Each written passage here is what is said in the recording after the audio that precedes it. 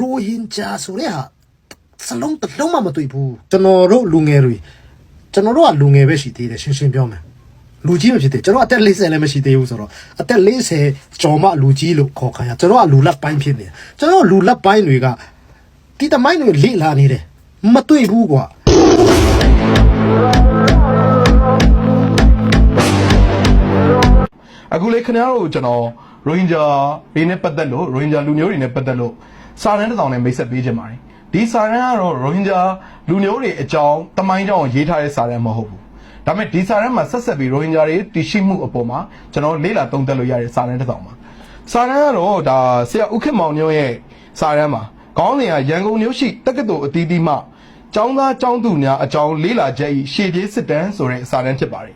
ဒီစာတမ်းကိုကျွန်တော်တို့1968ခုနှစ်မတ်လ23ရက်နေ့မှာကျင်းပခဲ့တဲ့ဒုတိယအကြိမ်မြန်မာနိုင်ငံသုတေသနဆွေးနွေးပွဲမှာဖတ်ကြားတင်သွင်းခဲ့တဲ့စာတမ်းပဲဖြစ်ပါတယ်အဲ့တော့ပုံနှိပ်ထုတ်ဝေမှုလေးရှိပါတယ်ဒီစာတမ်းကိုဗမာပုံနှိပ်ထုတ်ဝေခဲ့လဲဆိုတော့တရားသူမြန်မာနိုင်ငံစာပေနဲ့လူမှုရေးသိပ္ပံဂျာနယ်အတွင်းနှစ်အမှတ်1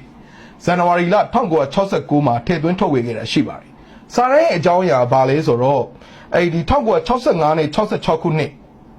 မှာဒီဗမာပြည်ရန်ကုန်မြို့မှာရှိနေတဲ့ကျွန်တော်အစိမ့်နဲ့ပညာလို့ပြောရတဲ့တက္ကသိုလ်ပညာရက်တွေပေါ့ဗျာစီးပွားရေးပညာစီးပွားရေးနောက်ပညာရေးနဲ့စက်မှုတက္ကသိုလ်ပေါ့စီးပွားရေးတက္ကသိုလ်ပညာရေးတက္ကသိုလ်စက်မှုတက္ကသိုလ်တွေမှာတက်နေတဲ့ကျောင်းသားကျောင်းသူတွေရဲ့စီးပွားရေးပညာရေးကျန်းမာရေးအခြေအနေတွေကိုစည်ရင်းအင်းနည်းပညာနဲ့စစ်စစ်ပြီးတော့နှိုင်းယှဉ်လေ့လာသုံးသပ်ထားတဲ့စာတမ်းပဲဖြစ်ပါတယ်အဲ့တော့ဒီ65-66ခုနှစ်ကာလတွေမှာဒီရန်ကုန်မြို့မှာရှိတဲ့ဆုံးတော့ကျွန်တော်ပြောခဲ့တဲ့စီးပွားရေးတက္ကသိုလ်စက်မှုတက္ကသိုလ်အပါအဝင်ဒီပညာရေးတက္ကသိုလ်တွေမှာတက်နေတဲ့ကျောင်းသားတွေအသက်အရွယ်အုပ်စုတွေလူမျိုးရေးဖြစ်တည်မှုဘာသာယုံကြည်ကိုးကွယ်မှုနဲ့တို့ရဲ့လက်ငင်းဘဝအခြေအနေတွေကိုသုံးသပ်ထားတဲ့စာတမ်းပဲဖြစ်ပါတယ်အဲ့တော့ဒီစာတမ်းမှာကျွန်တော်ဘာတွေ့ရလဲရိုဟင်ဂျာနဲ့ပတ်သက်တာဘာတွေ့ရလဲဆိုတဲ့အခါမှာဒီစာတမ်းရဲ့သုံးသက်ချက်စည်းရင်းထဲမှာပါတယ်ကျောင်းသူကျောင်းသားစည်းရင်းတွေမှာရိုဟင်ဂျာကျောင်းသားတွေပါနေတာကိုကျွန်တော်သိရပါတယ်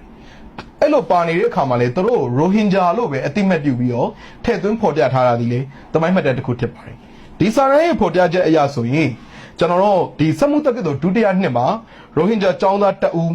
တတိယနှစ်မှာရိုဟင်ဂျာကျောင်းသား2ဦးစုစုပေါင်းကျောင်းသား3ဦးတက်ရောက်နေလို့သိရပါတယ်သိရတဲ့အခါမှာသူတို့ရဲ့လူမျိုးရေးဖြစ်တည်မှုကိုဖော်ပြခါရမှာလေရိုဟင်ဂျာဆိုပြီးတော့တိတိကျကျဖော်ပြထားပါတယ်အဲ့တော့ဒါဒီဟာလေးကခင်ဗျားတို့ကမေးလို့ရတယ်ဒါနဲ့ပဲရိုဟင်ဂျာလူမျိုးတွေရှိသွားပြီလားသိကြတာပေါ့ကျွန်တော်တို့တော်လိုင်းကောင်စီခက်လို့ပြောလို့ရတဲ့1965-66ခုနှစ်ကာလတွေမှာရိုဟင်ဂျာလူမျိုးတွေရိုဟင်ဂျာကျောင်းသားကျောင်းသူတွေကတခြားသောလူအဖွဲ့အစည်းမှာရှိနေတဲ့လူမျိုးစုတွေလိုပဲကျွန်တော်တို့တို့ဒီဒန်းတူပေါ့ဒန်းတူเนาะဒါအခြေအနေရှိခဲ့တယ်ဒီလိုကျောင်းတွေမှာတင်ကြားခွင့်ရတယ်တက်ခွင့်ရတယ်တင်တို့ရဲ့ရိုဟင်ဂျာဆိုတဲ့လူမျိုးရေးဖြစ်တည်မှုကိုပါအတိမတ်ပြုထားတယ်ဆိုတော့အခိုင်အမာဆုံးသက်သေအထောက်ထားတွေဖြစ်လို့ပါပဲအဲ့တော့ကျွန်တော်တို့ပြန်ကြည့်ရမယ်ဆိုရင်တော်လိုင်းကောင်စီခေတ်နောက်ပိုင်းပေါ့ကျွန်တော်နိုင်ငံရေးသမိုင်းရပြောမယ်ဆိုရင်60ကနေ84ကိုတော့ဒါတော်လိုင်းကောင်စီခေတ်လို့ပြောကြတယ်ပေါ့84ကနေ88ကတော့မြန်မာဆိုရှယ်လစ်လမ်းစဉ်ပါတီခေတ်ပါအုပ်ချုပ်တာတော့နေဝင်းတယောက်တည်းပါပဲအဲ့တော့ anyway ဘယ်လိုပဲပြော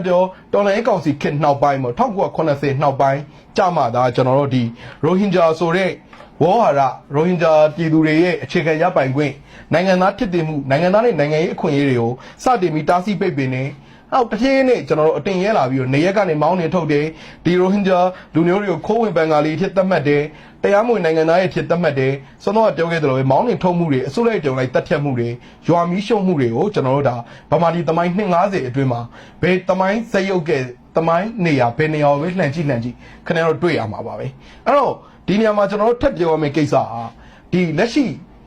ဗမာပြည်မှာဖြစ်နေတဲ့ရိုဟင်ဂျာလူမျိုးတွေပေါ်မှာတက်ဖြတ်နေတဲ့လူမျိုးလုံးတက်ဖြတ်မှုဖြစ်စဉ်ကြီးဆိုတာ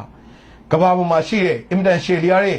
ဒီလိုတက်ဖြတ်မှုဖြစ်စဉ်တွေမှာတစ်ခုအပါဝင်ဆိုတာကိုခင်ဗျားတို့သတိပြုဖို့လိုပါတယ်1980ကနေစပြီးယနေ့အချိန်ထိမြန်မာစစ်တပ်နဲ့အစိုးရအဆက်ဆက်ကရိုဟင်ဂျာလူမျိုးတွေရဲ့ရိုဟင်ဂျာဆိုတဲ့နာမည်ကနေစသူတို့ရဲ့လူမျိုးရေးဖြစ်တည်မှုနဲ့သူတို့ရဲ့တည်ရှိမှုကိုပပျောက်သွားအောင်နောက်ဆုံးဒီလူမျိုးကိုတောက်ကွယ်သွားအောင်လူမျိုးလုံးတက်ဖြတ်မှုကိုအဆင့်လိုက်နော်အစိုးရအဆက်ဆက်ကျူးလွန်ခဲ့တယ်ဆိုတဲ့အကြောင်းကိုကျွန်တော်တို့တမိုင်းထောက်ထားတွေအရငြင်းလို့မရတဲ့အခြေအနေတွေပဲဖြစ်ပါတယ်အဲ့တော့ကျွန်တော်ဒီနေ့တင်ပြပေးတာတော့ဒီစာတမ်းထဲမှာပါတဲ့ရိုဟင်ဂျာလူမျိုးရဲ့တည်ရှိမှုသက်သေတစ်ခုအနေနဲ့တင်ပေးတာပဲဖြစ်ပါတယ်အဲ့တော့အပိတ်ကလေးကျွန်တော်ပြောချင်တာကတော့တချို့ကိစ္စတွေကခင်ဗျားတို့မသိလို့မရှိဘူးထင်နေတာပါ